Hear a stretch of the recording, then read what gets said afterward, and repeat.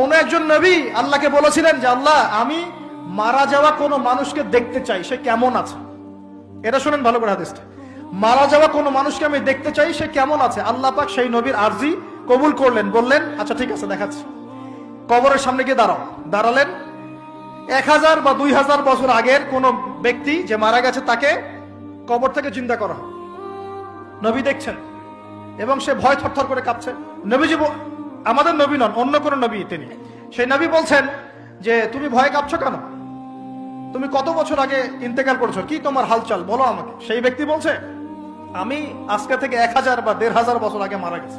আমি ভয়ে কাঁপছি, যখন আমি মারা যাচ্ছিলাম মালাকুল মউত যে আকৃতি নিয়ে আমার সামনে এসেছিল, ওই আকৃতি আমি এখনো ভুলতে পারি না, তাই দেখে আমি থরথর করে যাচ্ছি। তিনি বলছেন যে আমি 1500 বছর হয়ে গেছে আমার মউতের, কিন্তু আমার দেহ থেকে এখন পর্যন্ত রূহ কবজ করার যে কষ্ট, এই কষ্ট এখনো যায় নাই।